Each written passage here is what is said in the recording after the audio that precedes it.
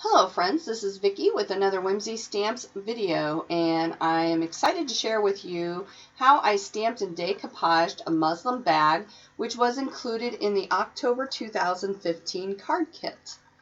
And I'm going to start by using the reindeer magic image that's included in one of the kits if you choose that one, and I'm just using the reindeer portion that I've cut out for it. And I'm inking it up with Stays On ink, and you want a permanent ink to be able to do what I'm doing here.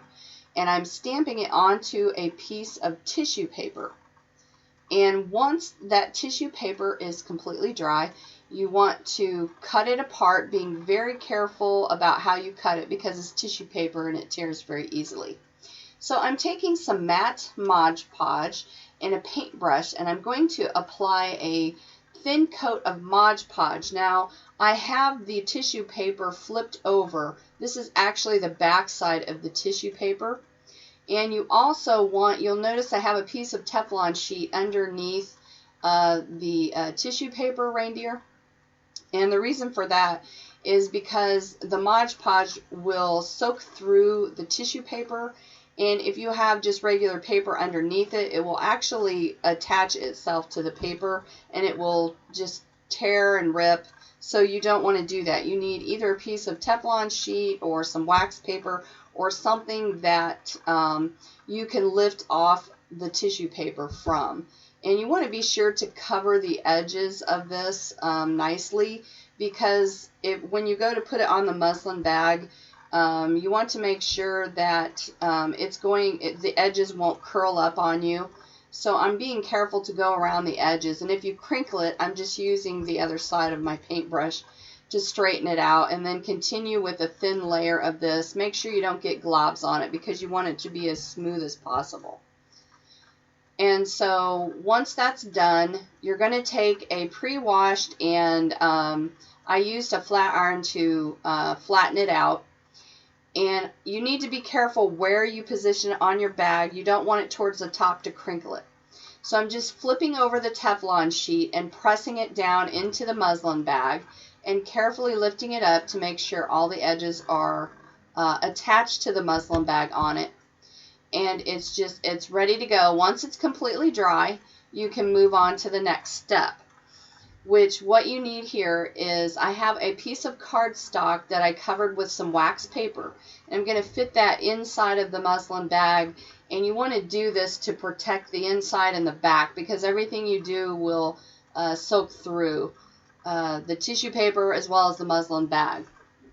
So for this next step, what you want to do is take the Mod Podge again and go over with a thin layer of Mod Podge, being careful not to glob it on. Like I said, you want this as smooth as possible, and you will see why later you want this to be smooth as I go along. And also, you want to be careful when you're paintbrushing the Mod Podge on the tissue paper on the bag, not to get some around the edges where the muslin bag is. You want to try and keep it onto the tissue paper. The Mod Podge is going to soak through the tissue paper and hold it in place where it needs to go.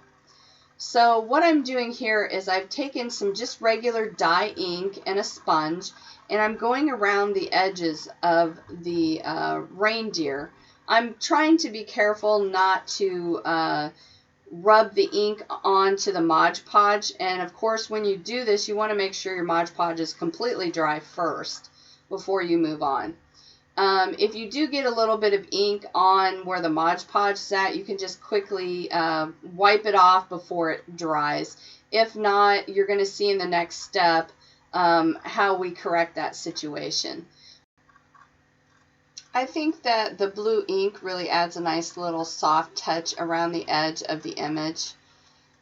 And of course, you're not going to wash this and reuse it. It's just something that's a nice little decorative bag that you can use.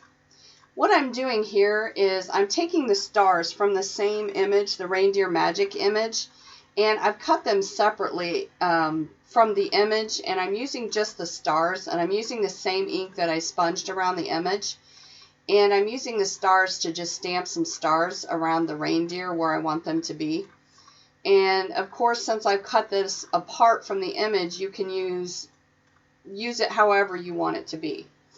So for the next step, what I'm doing is I'm taking some Copic markers and I'm actually going to color right over top of the Mod Podge image.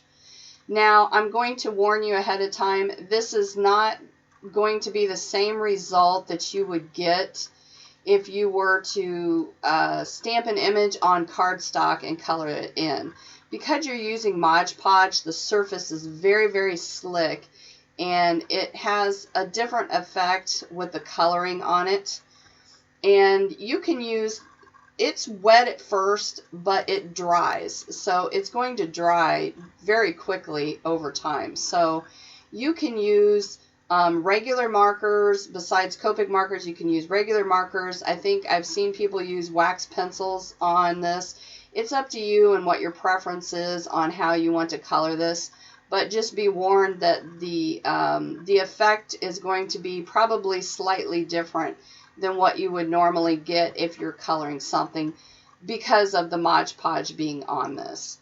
But I think it's really fun because it's got nice bright colors on the image, and the colors, it's a little bit easier to color as opposed to doing it on the muslin bag, because when you color on the muslin bag, the fibers in it, it's going to soak in. And as you can see, I tried to go over the reindeer to make a cheek with a lighter color, and it didn't work out so much.